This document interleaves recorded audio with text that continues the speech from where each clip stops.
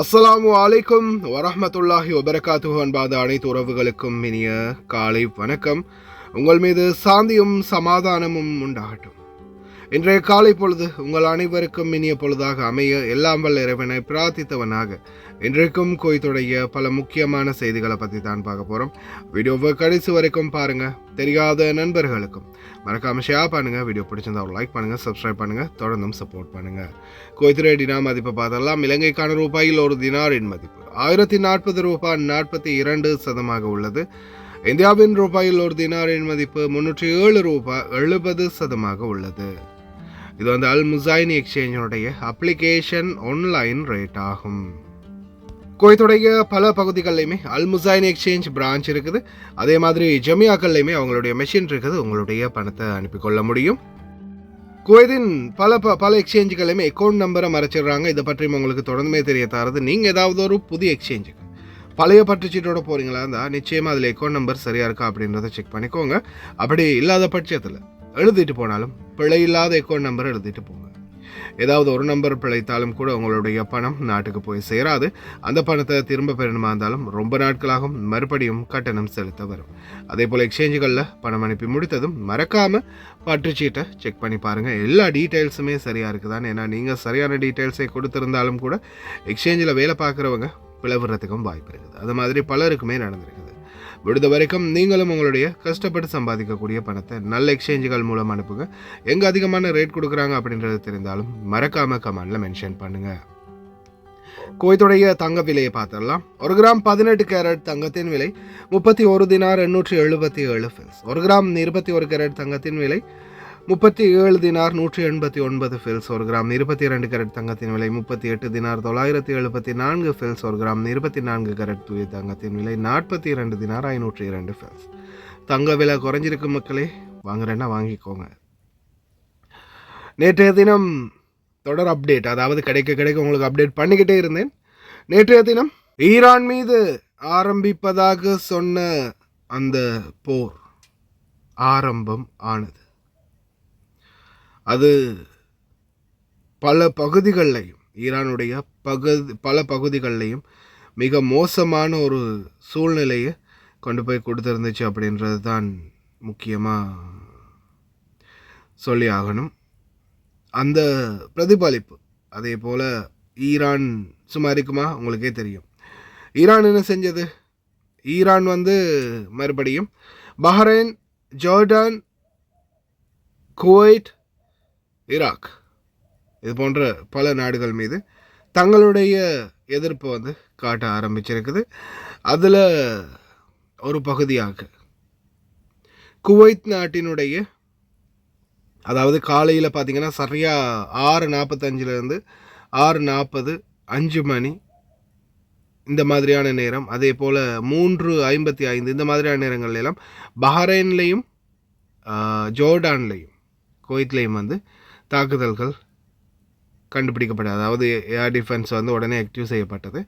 அதன் பிறகு பார்த்திங்கன்னா உடனடியாக குவைத்துடைய சிவில் விமான போக்குவரத்து மையம் சரியாக 4:50 குவைத்துடைய அனைத்து விமான பயணங்களையும் ரத்து செய்திருந்தாங்க. தற்காலிகமாகத்தான் ரத்து செய்திருக்கிறோம் அப்படின்னு தெரிவிச்சிருக்கிறாங்க. சொல்லும்போதே மனசெல்லாம் ஒரு மாதிரியாக அப்படியே மொத்தமாகவே இறுகி போன மாதிரி இருக்குது. ரேடார்லையும் செக் பண்ணி பார்த்தேன். குவைட் ஃப்ளைட் ரேடார்லையும் ஏரியாவில் எந்த ஒரு ஃப்ளைட்டையுமே காணும். பார்க்கலாம் என்ன மாதிரியான நிலைமை வருதுன்னு. அதே மாதிரி இன்னும் கொஞ்சம் நேரத்தில் எப்படியுமே இவங்க திறக்கிறதுக்கு வாய்ப்பு இருக்குது. வான்வெளியே தாக்குதல்கள் இல்லாமல் போனால் பொறுத்திருந்து பார்ப்போம் இன்ஷா அல்லாஹ். எப்படியுமே நான் நினைக்கிறேன் இன்னும் கொஞ்சம் நேரம் போகும்போது, இப்போ நான் நியூஸ் ரெடி பண்ணிகிட்டு இருக்கிறேன் 8 மணி, இன்னும் கொஞ்சம் நேரத்தில் எப்படியுமே திறந்தாங்கன்னா உடனே அந்த அப்டேட்டையும் கொடுக்குறேன். இப்போதைக்கு வான்வெளி மூடப்பட்டிருக்குது. காலையில் உங்களுக்கு ஃப்ளைட் இருந்துச்சுன்னா அந்த ஃப்ளைட் கொஞ்சம் தடைப்படுறதுக்கு வாய்ப்பு இருக்குது. அதே போல் குவைத்தில் பாடசாலைகளுக்கு ஹாரிஸ் வேலைக்கு, அதாவது செக்யூரிட்டி வேலைக்கு குவைத்துடைய ரிட்டையர்ட்ஸ் பீப்புள், அதாவது வயதானவங்களை வேலையை விட்டு இப்போதைக்கு ஆஃபில் இருக்கிறவங்களை எடுக்கிறதா தெரிவிச்சிருக்கிறாங்க. என்ன வர எல்லா செக்டார்கள்லையுமே தொழிலாளர்களை குறைச்சிக்கிட்டு வர மாதிரியே தெரியுது. அதே மாதிரி சலூன்களில் வயலேஷன்ஸ் சம்பந்தமான நடவடிக்கைகள் மிகவும் தீவிரப்படுத்தப்பட்டிருக்குது. தயவு செய்து கவனம். சலூன் கடைகளில் வேலை பார்க்குறவங்க இனி வரும் நாட்கள் அதிரடி சோதனைகள் கிட்டத்தட்ட 50 வயலேஷன்ஸ் பதிவாகி இருக்குது. அதே மாதிரி பார்த்திங்கன்னா குவைத்துக்கு விமான பயணியொருவருடைய பயண பையிலிருந்து கண்டுபிடிக்கப்பட்டுள்ளது போதைப் பொருள். குவைத்துக்கு கொண்டு வரப்பட்ட இந்த போதைப் பொருள் 86 கிலோகிராம் போதைப் பொருள் அப்படின்றது தெரிய வந்திருக்குது. யாக்காகோ கஸ்டம்ஸ் இதை கண்டுபிடிச்ச உடனே சீஸ் பண்ணியிருக்கிறாங்க. மரிஜூனா மற்றும் சில வகை போதைப் பொருட்கள் இருந்ததாக தெரிவிச்சிருக்கிறாங்க. அடுத்ததாக தற்போதைய சூழலில் புதிய பாதுகாப்பு நடவடிக்கைகள் மற்றும் இப்போ நான் ரீசெண்டாக கூட தெரிவிச்சிருந்தேன், படகுகள் சம்பந்தமான அனைத்து பதிவு மற்றும் கண்காணிப்பு நடவடிக்கைகளுக்கும் துரிதப்படுத்தப்பட்டிருக்குது. கடலுக்குள் அத்துமீறி நுழைகிறதோ அல்லது லைசன்ஸ் இல்லாமல் படகுகள், ஜெட் ஸ்கை, அதே மாதிரி டூரிஸ்ட் போட்டுகள் ஓட்டுறதோ இது எல்லாத்தையுமே தவிர்த்துக்கோங்க. ஏன்னா இப்போதைய சூழலில் அதிகமான பாதுகாப்பு நடவடிக்கைகள் துரிதப்படுத்தப்பட்டிருக்குது. கவனமாக இருங்க. CENTCOM, Central Command, will be busy tonight because President Trump said we will be hitting Iran hard, and we will be. Because Iran has a chance to make a good deal, a great deal, to codify what they said they've been willing to do, and they haven't been willing to do it. So, as President Trump said, they've been tapping. You can see when someone's trying to tap on a deal. Instead, they're going to have tap bombs dropping on key facilities in Iran from the United States of America. And that's not because we want to restart anything we don't have to restart. It's because the War Department is prepared to set the terms to ensure that we get the kind of deal President Trump expects. Be here at U.S. Central Command. Admiral Cooper, the commander of CENTCOM, was going to be here with me. We just got done with detailed briefings. But of course, he is busy. Because CENTCOM, Central Command, will be busy tonight because President Trump said we will be hitting Iran hard, and we will be. Because Iran has a chance to make a good deal, a great deal, to codify what they said they've been willing to do, and they haven't been willing to do it. So, as President Trump said, they've been tapping. You can see when someone's trying to tap on a deal. Instead, they're going to have tap bombs dropping on key facilities in Iran from the United States of America. And that's not because we want to restart anything we don't have to restart. It's because the War Department is prepared to set the terms to ensure that we get the kind of deal President Trump expects. And Admiral Cooper and the team here at CENTCOM has done a phenomenal job from the beginning on Epic Fury and through this blockade, ensuring that we have a chance to reach that end state, which is Iran will never have a nuclear weapon, which they say they don't want. And so since we're so close to that negotiated deal, if that's the case, they should step up and do it.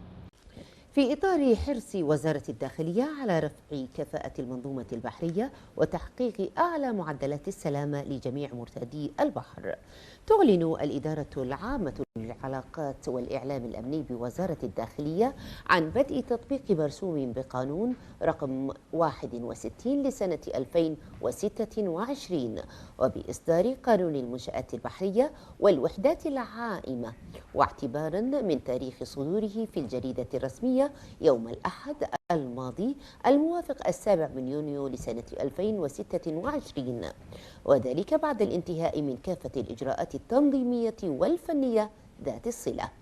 وفي ذات السياق تبين الإدارة العامة للعلاقات والإعلام الأمني أنها ستطلق حملة إعلامية وتوعوية شاملة ومستمرة تهدف إلى تعريف المواطنين والمقيمين من مرتدي البحر وبأدق تفاصيل القانون والاشتراطات الفنية الجديدة، وذلك عبر سلسلة من المنشورات التوعوية في كافة وسائل الإعلام المرئية والمسموعة والمقروءة وحسابات وزارة الداخلية على مواقع التواصل الاجتماعي.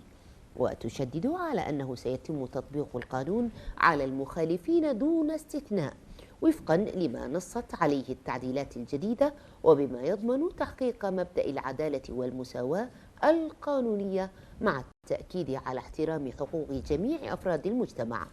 وتناشد الإدارة جميع مرتدي البحر من مواطنين ومقيمين بضرورة الالتزام بأحكام القانون البحري الجديد، والتقيد بالتعليمات والإرشادات الصادرة من رجال الأمن حفاظا على الأرواح والممتلكات وتعزيزا للأمن البحري. تنفيذا لتوجيهات النائب الأول لرئيس مجلس الوزراء ووزير الداخلية الشيخ فهد يوسف سعود الصباح، وبحضور رئيس الإدارة العامة للجمارك السيد يوسف خالد لنويف، ونائب الرئيس لشؤون المنافذ والبحث والتحري الجمركي السيد صالح محمد العمر، وبالتعاون والتنسيق مع وزارة الداخلية ممثلة بالإدارة العامة لمكافحة المخدرات، تمكن رجال الجمارك في إدارة جمارك الشحن الجوي من ضبط شحنة أمتعة شخصية قادمة من المملكة المتحدة مكونة من 3 حقائب تحتوي على كميات كبيرة من المواد المخدرة. وقد أسفرت عملية التفتيش عن ضبط ما يقارب 63 كيلوغراما من مادة الحشيش و9 كيلوغرامات من مادة الكوكايين و14 كيلوغراما من مادة الماريجوانا، بإجمالي بلغ 86 كيلوغراما من المواد المخدرة. وأكدت الإدارة العامة للجمارك أن هذه الضبطية تأتي ضمن جهودها المستمرة في إحكام الرقابة الجمركية على المنافذ كافة والتصدي لمحاولات تهريب المواد الممنوعة والمحظورة، بما يسهم في حماية المجتمع وتعزيز الأمن الوطني. وقد تم اتخاذ الإجراءات القانونية اللازمة وإعداد محضر الضبط وإحالة المضبوطات إلى الإدارة العامة لمكافحة المخدرات والخمور بوزارة الداخلية جهة الاختصاص لاستكمال الإجراءات المتبعة. في إطار حرص I've been working with Iran for a number of months, and they should sign their deal. It's a good deal. It doesn't give them the right to have a nuclear weapon. In fact, it totally prohibits them from ever having a nuclear weapon. And it was just tap, tap, tap. I don't know what they're doing. So they then shot at our helicopter, very expensive helicopter, by the way, but much more importantly, the 2 men, fortunately, they're okay. But an amazing rescue. If you ever get a clip, you won't believe the rescue, how cool it was. The equipment we have. Look, we have the strongest military in the world. And I gave them a break at the request of Pakistan. The Field Marshal and the Prime Minister of Pakistan are great. We stopped them from going to war with India. You would have had a nuclear war if it wasn't for me. But they became friendly to me, very friendly, and they're close to Iran, and they worked, and they still are working on trying them to do what's right. But we want a deal that's meaningful. We want a deal that works. We don't want to just have a Barack Hussein Obama deal, JCPOA, the worst deal. That was a path to a nuclear. It's the exact opposite. You know, I like on television, they say, oh, they should have kept that deal. First of all, it was over. It was a short-term deal. But that deal was a path to a nuclear weapon. This is a path against a nuclear. You can't have a nuclear weapon. His was a path to a nuclear weapon. They were developing during his administration nuclear weapon.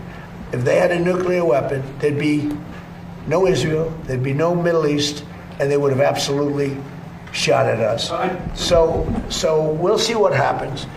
But we hit them hard yesterday, and we're going to hit them again hard today, in case you miss it, in case you don't turn on your television set.